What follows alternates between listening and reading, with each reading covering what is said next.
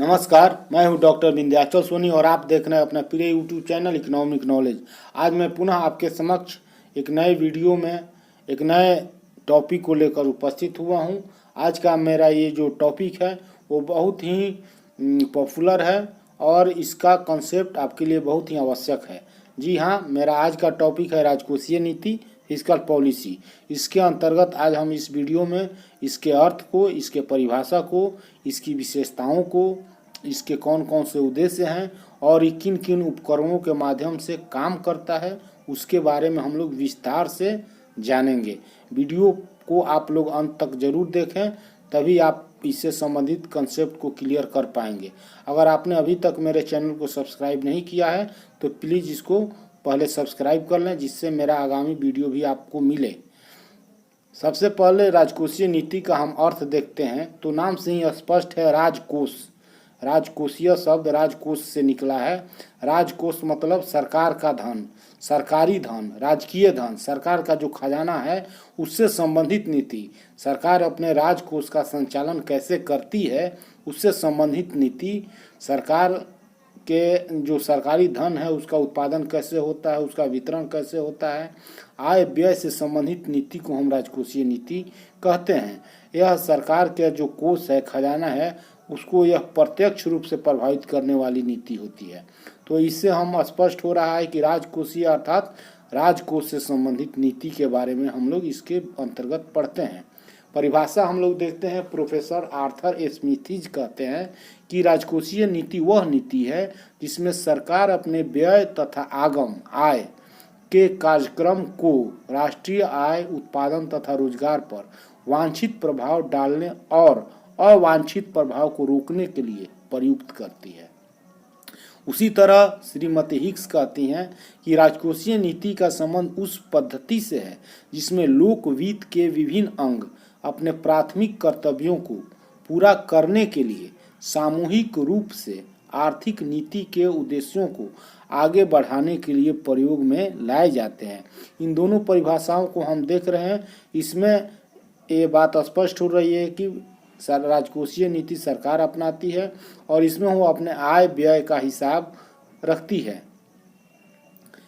उक्त दोनों परिभाषाओं के आधार पर हम स्पष्ट रूप से कह सकते हैं कि अर्थव्यवस्था में सर्वोच्च उद्देश्यों जैसे रोजगार, कीमत स्थिरता, आर्थिक विकास, आर्थिक समानता आदि को प्राप्त करने के लिए सरकार द्वारा आय व्यय, ऋण और बजट के माध्यम से जो नीति बनाई जाती है उसको हम राजकोषीय नीति कहते हैं। अर्थात राजकोषीय नीति में आय व्यय के माध्यम से, ऋण के माध्यम से, बजट के माध्यम से सरकार अपने वांछित उद्देश्यों को पूरा करने का प्रयास करती है। इसकी विशेषताओं को हम देखते हैं तो इस नीति का निर्माण और क्रियान्वयन सरकार द्वारा किया जाता है। ये जो नीति है वो सरकार ही इसको, चाहे केंद्र सरकार हो या राज्य सरकार, इसका क्रियान्वयन और निर्माण राजकोषीय नीति के राज्य सरकार करती है। यह नीति अर्थव्यवस्था और नागरिकों पर, देश के नागरिकों पर प्रत्यक्ष और त्वरित प्रभाव डालती है। एकदम डायरेक्ट प्रभाव होता है और तुरंत प्रभाव होता है इस नीति का। इसके माध्यम से सर्वोच्च उद्देश्यों जैसे रोजगार, कीमत स्थिरता, आर्थिक विकास, आर्थिक समानता, सामाजिक कल्याण, संतुलित, समावेशी और सतत विकास आदि को प्राप्त करने का प्रयास किया जाता है। इसके द्वारा राष्ट्रीय आय, उत्पादन और रोजगार पर वांछित प्रभाव डालने और अवांछित प्रभाव को रोकने का प्रयास किया जाता है। सार्वजनिक आय, सार्वजनिक व्यय, सार्वजनिक ऋण और बजट राजकोषीय नीति का प्रमुख अस्त्र हैं। इसको हम इसका इंस्ट्रूमेंट या उपकरण भी कह सकते हैं। इसी के माध्यम से सरकार राजकोषीय नीति को का क्रियान्वयन करती है। राजकोषीय नीति मौद्रिक नीति के साथ मिलकर अधिक प्रभावी हो जाती है। ये जो नीति है अगर इसको मौद्रिक नीति के साथ इम्प्लीमेंट किया जाए तो यह अधिक इफेक्टेड होती है।